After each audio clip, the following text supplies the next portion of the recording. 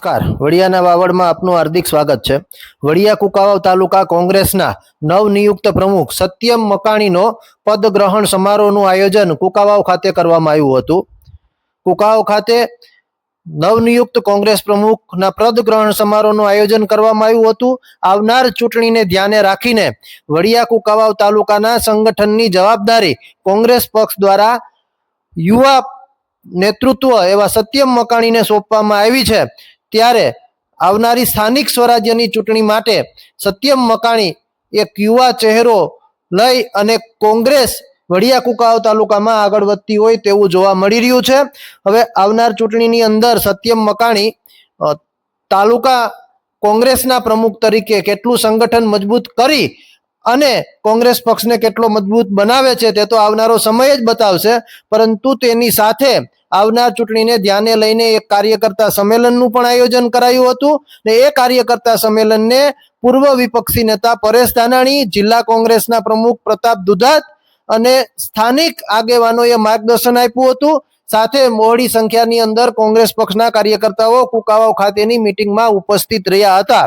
ત્યારે આ મિટિંગની અંદર આ પદગ્રહણ સમારોહની અંદર તાલુકા કોંગ્રેસના નવનિયુક્ત પ્રમુખ સત્યમ મકાણી શું કહી રહ્યા છે, ચાલો। પાર્ટીનો અત્યારે જે સમય ચાલી રહ્યો છે ખૂબ સારો સમય છે। ગામ આખું વાતો કરે છે કે કઠિન સમય છે, હું તો કહું છું ખૂબ સારો સમય છે। ટકોરા મારેલા મારા કાર્યકર્તાઓ વધ્યા છે કે ટકોરા મારેલા કે ઈ જે સોનું છે આચા હીરા વધ્યા છે। બાકી તો જે હતા ને વેચાણ કરતા હોલી પાર્ટીમાંથી વડીએ બેઠેલા હતા ને ઈ તો બધા વયા ગયા, જાવા વાળા વયા ગયા છે। જે સાચું હોનું વધ્યું છે ને પરેશભાઈ ઈ મારા હાથમાં આવ્યું છે। હું તો કહું છું પાર્ટીનો ખૂબ સારો સમય છે અત્યારે કે પાર્ટી મને આ સમયમાં એક આગેવાની કરવાનો મોકો આપ્યો।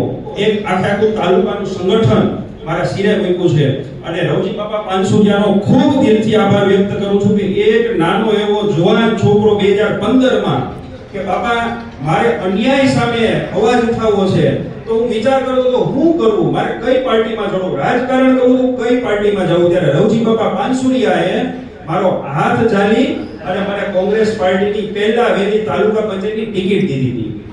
એ રવજી બાપા પાનસુરિયાનો લાખ વંદન કરું એનો આભાર વ્યક્ત કરું છું। તેમજ આપણી કોંગ્રેસ પાર્ટી છે ને પાર્ટી નથી પણ એક વિચારધારા છે। હું આ બધાને વચન આપું છું, આગેવાનોને બેઠા છે ને વચન આપું છું ને મારા આખા તાલુકા ભરના આગેવાનોને વચન આપું છું કે કોંગ્રેસ પાર્ટી એક વિચાર છે, વિચારધારા છે, એક પાર્ટી નથી। અને ઈ વિચારધારા છે ગરીબ, ખેડૂત અને મધ્યમ વર્ગને જે થતો અન્યાય, ઈ અન્યાયને કોંગ્રેસ પાર્ટી હર હંમેશ ઉઠાવે છે અને ગામડે ગામડે ઘર સુધી આખા તાલુકામાં જાશું અને ગામની અંદર જે પણ અન્યાય થતો હશે, જે પણ અત્યાચાર થતો હશે, જે પણ ખેડૂતોને મુશ્કેલી હશે એનો અવાજ બની અને ઈ અવાજ આખા તાલુકામાં ઉઠાવશું। એટલે કાર્યકર્તા મિત્રો હું તમને ઈ વચન આપું છું કે આપણે ઘરે જાશું અને આપણું સંગઠન મજબૂત કરશું। બુથે બુથ સુધી આવનારી ચૂંટણીમાં તાલુકા જિલ્લા પંચાયતની ચૂંટણીમાં બુથે બુથ સુધી આપણા હરેક કાર્યકર્તા મજબૂત કાર્યકર્તા કરતા એક હશે પણ 1000 બરોબર હશે એવા કાર્યકર્તાઓ આપણે એક બૂથ ઉપર રાખીશું અને આવનારી તાલુકા અને જિલ્લા પંચાયતની ચૂંટણીમાં ફરી પાછો તાલુકા પંચાયતની અંદર પંચો લહેરાવશું, એ મારું વચન છે તમને।